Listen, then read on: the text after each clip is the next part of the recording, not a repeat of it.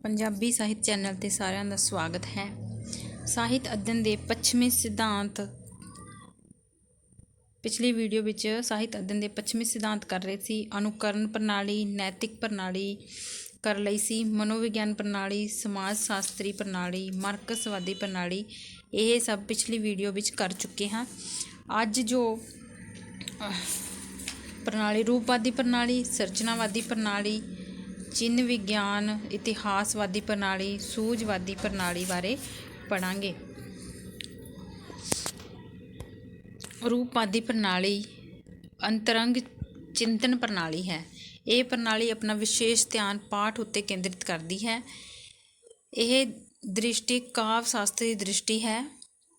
ਇਹ ਪ੍ਰਣਾਲੀ ਇਹ ਵੀ ਤੈਅ ਕਰਕੇ ਚੱਲਦੀ ਹੈ ਕਿ ਵਿਗਿਆਨਕ ਅਧਿਐਨ ਵਸਤਾਂ ਨਾਲ ਨਹੀਂ, ਸਗੋਂ ਚਿੰਨ੍ਹਾਂ ਦੇ ਸਿਸਟਮਾਂ ਨਾਲ ਸੰਬੰਧ ਰੱਖਦਾ ਹੈ। ਵਿਗਿਆਨ ਵਸਤੂ ਦੀ ਥਾਂ ਚਿੰਨ੍ਹ ਸਿਸਟਮ ਨੂੰ ਮਹੱਤਵ ਦਿੰਦਾ ਹੈ। ਰੂਪਵਾਦੀ ਪ੍ਰਣਾਲੀ ਵਿੱਚ ਸਾਹਿਤ ਅਧਿਐਨ ਦਾ ਅਸਲ ਖੇਤਰ ਸਾਹਿਤ ਕਿਰਤ ਨਹੀਂ, ਸਗੋਂ ਉਸਦੀ ਸਾਹਿਤਕਤਾ ਹੈ। ਸਾਹਿਤਕਤਾ ਉਹ ਗੁਣ ਹੈ ਜੋ ਕਿਸੇ ਕਲਾ ਕਿਰਤ ਨੂੰ ਸਾਹਿਤਕ ਬਣਾਉਂਦੀ ਹੈ। ਸਾਹਿਤ ਕਿਰਤ ਅਧਿਐਨ ਦਾ ਵਸਤੂ ਹੈ, ਅਧਿਐਨ ਦਾ ਵਿਗਿਆਨ ਨਹੀਂ। ਰੂਪ ਹੀ ਅਸਲ ਵਿੱਚ ਅਰਥ, ਵਿਲੱਖਣਤਾ ਅਤੇ ਸੁਹਜਾਤਮਕਤਾ ਵਰਗੇ ਗੁਣ ਪੈਦਾ ਕਰਦਾ ਹੈ।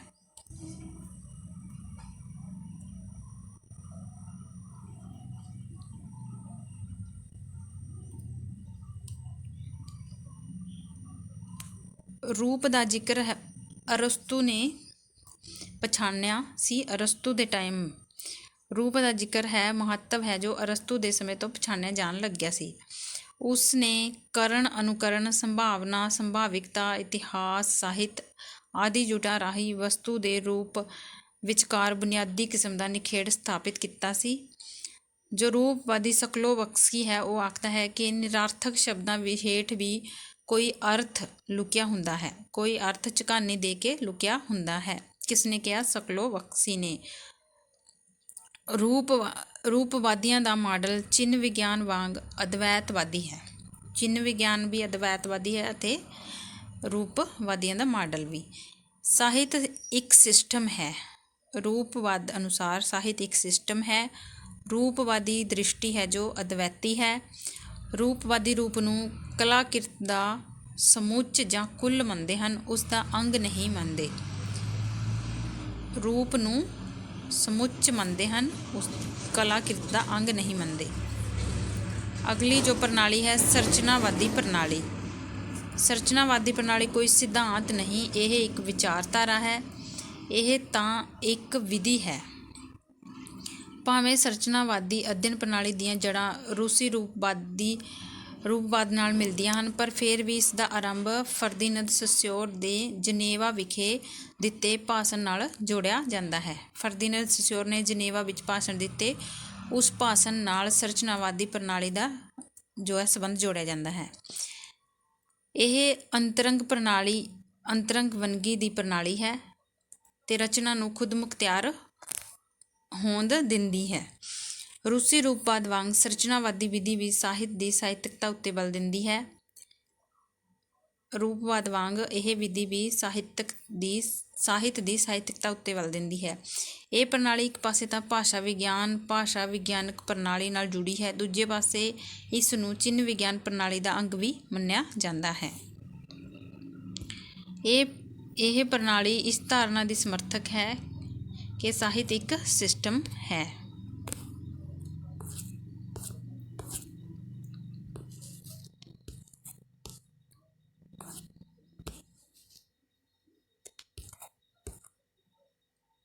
ਇਹ ਸਿਸਟਮ ਦਾ ਇੱਕ ਤੱਤ ਦੂਜੇ ਭਾਗ ਨਾਲ ਜਟਿਲ ਰਿਸ਼ਤਿਆਂ ਵਿੱਚ ਅੰਤਰਗਤ ਸੰਬੰਧਿਤ ਹੁੰਦਾ ਹੈ। ਹਰ ਇੱਕ ਤੱਤ ਦੂਜੇ ਭਾਗ ਨਾਲ ਅੰਤਰ ਸੰਬੰਧ ਹੁੰਦਾ ਹੈ ਅਤੇ ਸੰਦਰਭ ਵਿੱਚ ਹੀ ਅਰਥ ਗ੍ਰਹਿਣ ਹੁੰਦਾ ਹੈ। ਇੱਕ ਜੋ ਤੱਤ ਹੈ ਦੂਸਰੇ ਨਾਲ ਜੁੜਿਆ ਹੁੰਦਾ ਹੈ ਅਤੇ ਉਸ ਵਿੱਚ ਉਸਦਾ ਤੱਥ ਨਿਹਿਤ ਹੁੰਦਾ ਹੈ। ਸਾਹਿਤ ਵੀ ਸਮਾਜ ਵਾਂਗ ਇੱਕ ਸਮੁੱਚ ਹੈ। ਇਸ ਸਮੁੱਚ ਦੇ ਸੰਦਰਭ ਵਿੱਚ ਹੀ ਸਾਹਿਤ ਅਰਥ ਅਤੇ ਮਹੱਤਵ ਗ੍ਰਹਿਣ ਕਰਦਾ ਹੈ। ਹਰ ਸਮੁੱਚ ਦੀ ਪ੍ਰਗਤੀ ਨੂੰ ਉਸਦੇ ਆਂਤਰਿਕ ਅਤੇ ਬਾਹਰੀ ਤੱਤਾਂ ਦੇ ਸੰਬੰਧਾਂ ਦੇ ਆਧਾਰ 'ਤੇ ਨਿਸ਼ਚਿਤ ਕੀਤਾ ਜਾ ਸਕਦਾ ਹੈ। ਇਹਨਾਂ ਤੱਤਾਂ ਦੇ ਆਪਸੀ ਸੰਬੰਧਾਂ ਦੀ ਪਛਾਣ ਸੰਰਚਨਾਵਾਦ ਹੈ।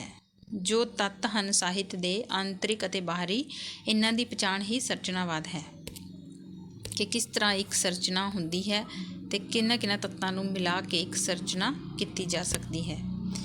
ਅਗਲੀ ਜੋ ਪ੍ਰਣਾਲੀ ਹੈ ਚਿੰਨ੍ਹ ਵਿਗਿਆਨਿਕ ਪ੍ਰਣਾਲੀ। ਚਿੰਨ੍ਹ ਵਿਗਿਆਨਕ ਪ੍ਰਣਾਲੀ ਭਾਸ਼ਾ ਵਿਗਿਆਨ ਪ੍ਰਣਾਲੀ ਦਾ ਹੀ ਬਦਲਵਾਂ ਰੂਪ ਹੈ। ਚਿੰਨ੍ਹ ਵਿਗਿਆਨ ਪ੍ਰਣਾਲੀ ਦਾ ਸੰਸਥਾਪਕ ਆਧੁਨਿਕ ਭਾਸ਼ਾ ਵਿਗਿਆਨ ਦੇ ਮੋਢੀ ਫਰਦੀਨੰਦ ਸੋਸਿਊਰ ਹੈ। ਚਿੰਨ੍ਹ ਵਿਗਿਆਨ ਪ੍ਰਣਾਲੀ ਹਰ ਤਰ੍ਹਾਂ ਦੇ ਸਮਾਜਿਕ ਵਰਤਾਰੇ ਨੂੰ ਭਾਸ਼ਾਈ ਚਿੰਨ੍ਹ ਮੰਨਦੀ ਹੈ। ਭਾਸ਼ਾਈ ਚਿੰਨ੍ਹਾਂ ਦਾ ਸਿਸਟਮ ਹੈ। ਜੋ ਭਾਸ਼ਾ ਹੈ ਉਹ ਭਾਸ਼ਾਈ ਚਿੰਨ੍ਹਾਂ ਦਾ ਸਿਸਟਮ ਹੈ। ਇਹ ਸਿਸਟਮ ਕਿਸੇ ਵੀ ਹੋਰ ਚਿੰਨ੍ਹਾਤਮਕ ਵਰਤਾਰੇ ਦੇ ਅਧਿਐਨ ਲਈ ਪ੍ਰਯੋਗ ਕੀਤਾ ਜਾਂਦਾ ਹੈ। ਚਿੰਨ੍ਹਕ ਅਤੇ ਚਿੰਨ੍ਹਤ ਦਾ ਸੰਯੁਕਤ ਰੂਪ ਹੈ। ਚਿੰਨ੍ਹ ਦਾ ਅਧਿਐਨ ਇਕਾਲਕ ਦੁਕਾਲਕ ਵਿਧੀ ਨਾਲ ਹੋ ਸਕਦਾ ਹੈ। ਚਿੰਨ੍ਹ ਦਾ ਚਿੰਨਕ ਆਪਹੁਦਰਾ ਸੰਬੰਧ ਹੈ, ਪਰ ਚਿੰਨ੍ਹ ਦਾ ਚਿੰਨ੍ਹਤ ਅਤੇ ਚਿੰਨਕ ਦਾ ਚਿੰਨ੍ਹਤ ਨਾਲ ਸੰਬੰਧ ਰੂੜੀਪਰਕ ਅਰਥਾਤ ਸਮਾਜਿਕ ਪ੍ਰਵਾਨਗੀ ਉੱਪਰ ਆਧਾਰਿਤ ਹੈ।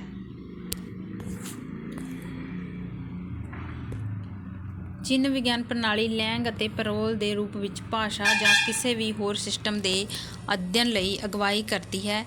ਚਿੰਨ੍ਹ ਵਿਗਿਆਨ ਪ੍ਰਣਾਲੀ ਸਿੰਟੈਗਮੈਟਿਕ ਅਤੇ ਪੈਰਾਡਿਗਮੈਟਿਕ ਦੋਵੇਂ ਕਿਸਮ ਦੇ ਸੰਬੰਧਾਂ ਦਾ ਅਧਿਐਨ ਕਰਦੀ ਹੈ।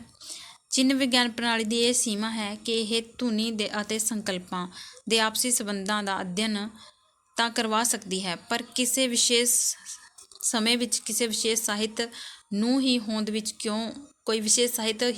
ਕਿਉਂ ਆਉਂਦਾ ਹੈ ਜਾਂ ਸਮਾਂ ਪੈਣ 'ਤੇ ਕਿਸੇ ਸਾਹਿਤ ਦੀ ਮਹੱਤਤਾ ਘੱਟ ਕਿਉਂ ਜਾਂਦੀ ਹੈ, ਚਿੰਨ੍ਹ ਵਿਗਿਆਨ ਇਹ ਗੱਲ ਦੱਸਣ ਤੋਂ ਅਸਮਰੱਥ ਹੈ। ਅਗਲੀ ਜੋ ਪ੍ਰਣਾਲੀ ਹੈ ਇਤਿਹਾਸਵਾਦੀ ਪ੍ਰਣਾਲੀ। ਸਾਹਿਤ ਕਿਰਤ ਨੂੰ ਇਤਿਹਾਸਵਾਦੀ ਦ੍ਰਿਸ਼ਟੀ ਤੋਂ ਦੇਖਣ ਪਰਖਣ ਵਾਲੀ ਅਧਿਐਨ ਪ੍ਰਣਾਲੀ ਇਤਿਹਾਸਵਾਦੀ ਪ੍ਰਣਾਲੀ ਅਖਵਾਉਂਦੀ ਹੈ, ਜੋ ਸਾਹਿਤ ਕਿਰਤ ਨੂੰ ਇਤਿਹਾਸਵਾਦੀ ਦੇਖਣ ਅਤੇ ਪਰਖਣ ਲਈ ਵਰਤੀ ਜਾਂਦੀ ਹੈ।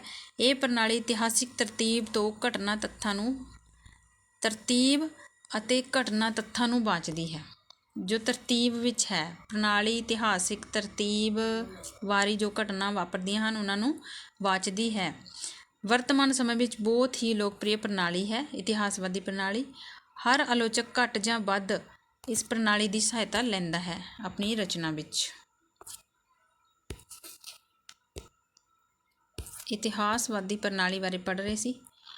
ਇਸ ਪ੍ਰਣਾਲੀ ਦੇ ਅੰਤਰਗਤ ਆਲੋਚਕ ਰਚਨਾ ਦੇ ਨਿਰਮਾਣ ਕਾਲ ਅਤੇ ਤਤਕਾਲੀਨ ਵਾਤਾਵਰਣ ਨੂੰ ਸਾਹਮਣੇ ਰੱਖਦਾ ਹੈ। ਸਾਹਿਤ ਨੂੰ ਰਾਜਨੀਤਿਕ, ਇਤਿਹਾਸਿਕ, ਸਮਾਜਿਕ, ਆਰਥਿਕ, ਧਾਰਮਿਕ ਅਨੁਸ਼ਾਸਨਾਂ ਦੇ ਪਰਿਪੇਖ ਵਿੱਚ ਦੇਖਦੀ ਹੈ। ਇਹ ਪ੍ਰਣਾਲੀ ਲੇਖਕ ਦੇ ਵਿਅਕਤੀਤਵ ਨੂੰ ਵਿਸ਼ੇਸ਼ ਮਹੱਤਵ ਪ੍ਰਦਾਨ ਕਰਦੀ ਹੈ। ਇਸ ਪ੍ਰਣਾਲੀ ਦੇ ਅੰਤਰਗਤ ਲੇਖਕ ਦੀ ਜਨਮ ਤਾਰੀਖ, ਉਸ ਦੀਆਂ ਲੱਭਤਾਂ ਅਤੇ ਉਸਦੇ ਕਰਮਕ ਵੇਰਵੇ ਵੀ ਦਿੱਤੇ ਜਾਂਦੇ ਹਨ। ਇਹ ਪ੍ਰਣਾਲੀ ਹੈ ਜੋ ਰਚਨਾ ਨੂੰ ਇਤਿਹਾਸਿਕ ਦ੍ਰਿਸ਼ਟੀ ਤੋਂ ਦੇਖਦੀ ਹੈ। ਇਤਿਹਾਸਿਕ ਆਲੋਚਨਾ ਪ੍ਰਣਾਲੀ ਮਾਰਕਸਵਾਦੀ ਪ੍ਰਣਾਲੀ ਦੇ ਸੁਭਾਅ ਵਾਲੀ ਹੈ। ਇਸ ਪ੍ਰਣਾਲੀ ਉੱਪਰ ਇਹ ਇਤਰਾਜ਼ ਲਾਇਆ ਜਾਂਦਾ ਹੈ ਕਿ ਇਹ ਪ੍ਰਣਾਲੀ ਵਧੇਰੇ ਕਰਕੇ ਕਲਾਤਮਕ ਦੇ ਪੱਖ ਨੂੰ ਹੈ ਜੋ ਅੱਖੋਂ ਓਹਲੇ ਕਰਦੀ ਹੈ। ਇਹ ਪ੍ਰਣਾਲੀ ਕੇਵਲ ਵਸਤੂ ਮੁੱਖ ਰੁਝਾਨ ਵਾਲੀ ਹੈ। ਰੂਪ ਨੂੰ ਵਿਚਾਰਨ ਦੀ ਚੇਸ਼ਟਾ ਘੱਟ ਹੀ ਇਹ ਕਰਦੀ ਹੈ, ਵਸਤੂ ਨੂੰ ਹੀ ਪਹਿਲ ਦਿੱਤੀ ਜਾਂਦੀ ਹੈ। ਅਗਲੀ ਪ੍ਰਣਾਲੀ ਹੈ ਸੂਝਵਾਦੀ ਪ੍ਰਣਾਲੀ। ਸੂਝ ਕਲਾ ਅਤੇ ਮਨੁੱਖੀ ਰੁਚੀ ਦਾ ਇੱਕ ਲਾਜ਼ਮੀ ਅੰਗ ਹੈ। ਕਲਾ ਦਾ ਅਤੇ ਮਨੁੱਖੀ ਰੁਚੀ ਦਾ ਸੂਝ ਲਾਜ਼ਮੀ ਅੰਗ ਹੈ। ਹਰ ਇੱਕ ਪ੍ਰਣਾਲੀ ਦਾ ਸੂਝ ਸੁਆਤ ਵੱਖਰਾ ਹੋ ਸਕਦਾ ਹੈ, ਪਰ ਕੋਈ ਵੀ ਕਲਾਤਮਕ ਵਰਤਾਰਾ ਜਾਂ ਮਨੁੱਖ ਸੂਝ ਤੋਂ ਸੱਖਣਾ ਨਹੀਂ ਹੁੰਦਾ। ਸੂਝ ਦ੍ਰਿਸ਼ਟੀ ਭਾਵੇਂ ਪਲੈਟੋ ਜਾਂ ਅਰਸਤੂ ਦੇ ਸਮੇਂ ਤੋਂ ਹੀ ਪੈਦਾ ਹੋਈ ਸੀ, ਪਰ ਇਸ ਦਾ ਪ੍ਰਣਾਲੀ ਮੂਲਕ ਅਧਿਐਨ ਨਵੇਂ ਯੁੱਗ ਵਿੱਚ ਹੋਇਆ ਹੈ। ਸੂਝ ਕਿਸੇ ਵਸਤੂ ਦਾ ਉਹ ਗੁਣ ਹੈ ਜੋ ਅਨੁਭੂਤੀ ਦੀ ਅਵਸਥਾ ਵਿੱਚ ਪ੍ਰਵਾਨਗੀ ਤੇ ਆਨੰਦ ਪੈਦਾ ਕਰਦਾ ਹੈ। ਸੂਝਾਤਮਕ ਆਨੰਦ ਵਸਤੂ ਦੇ ਰੂਪ ਗ੍ਰਹਿਣਤਾ ਦਾ ਸਹਿਜ ਪ੍ਰਤੀਫਲ ਹੈ। ਕਵਿਤਾ ਕਲਾ ਦਾ ਇੱਕ ਵਿਸ਼ਿਸ਼ਟ ਰੂਪ ਹੈ ਜਿਸ ਵਿੱਚ ਕਵੀ ਆਪਣੇ ਅਨੁਭਵਾਂ ਦਾ ਸ਼ਾਬਦਿਕ ਮਾਧਿਅਮ ਰਾਹੀਂ ਸੂਝਾਤਮਕ ਰੂਪਾਂਤਰਣ ਕਰਦਾ ਹੈ।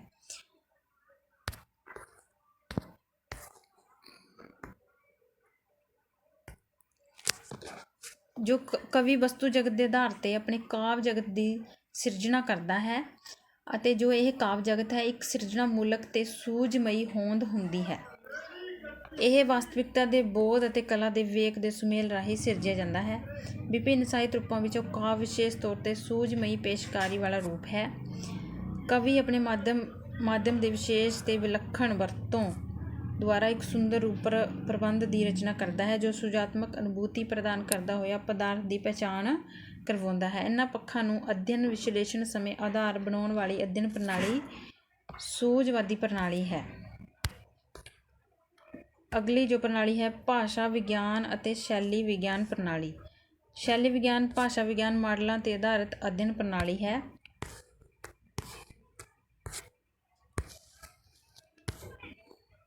ਭਾਸ਼ਾ ਵਿਗਿਆਨ ਪ੍ਰਣਾਲੀ ਇਸ ਪ੍ਰਣਾਲੀ ਦੀ ਧਾਰਨਾ ਕਿ ਸਾਹਿਤ ਰਚਨਾ ਭਾਸ਼ਾ ਉੱਪਰ ਆਧਾਰਿਤ ਹੁੰਦੀ ਹੈ। ਸਾਹਿਤ ਰਚਨਾ ਭਾਸ਼ਾ ਦੁਆਰਾ ਰਚੀ ਜਾਂਦੀ ਹੈ ਅਤੇ ਰਚੇ ਜਾਣ ਪਿੱਛੋਂ ਆਪਣੇ ਮਾਧਿਅਮ ਤੋਂ ਪਾਰ ਚਲੀ ਜਾਂਦੀ ਹੈ।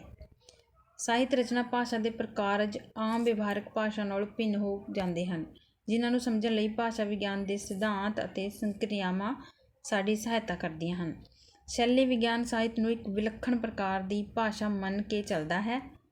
ਇਹ ਭਾਸ਼ਾ ਆਮ ਵਿਵਹਾਰਕ ਭਾਸ਼ਾ ਰਾਹੀਂ ਹੀ ਰਚੀ ਜਾਂਦੀ ਹੈ।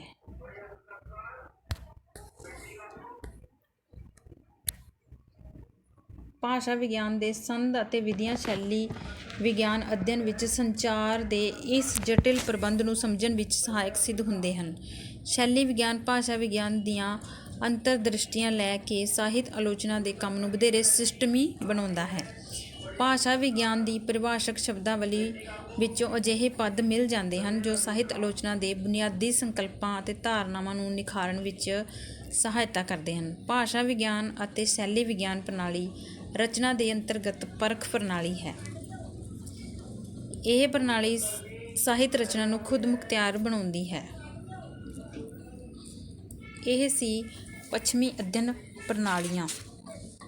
ਸਾਹਿਤ ਅਧਿਐਨ ਦੇ ਪੱਛਮੀ ਸਿਧਾਂਤ। ਸਾਹਿਤ ਦੀ ਇਤਿਹਾਸਕਾਰੀ ਅਤੇ ਪੰਜਾਬੀ ਸਾਹਿਤ ਦੀ ਇਤਿਹਾਸਕਾਰੀ ਬਾਰੇ ਅਗਲੀ ਵੀਡੀਓਜ਼ ਵਿੱਚ ਪੜ੍ਹਾਂਗੇ। ਅੱਜ ਦੀ ਵੀਡੀਓ ਨੂੰ ਲਾਈਕ ਅਤੇ ਸ਼ੇਅਰ ਜ਼ਰੂਰ ਕਰਨਾ।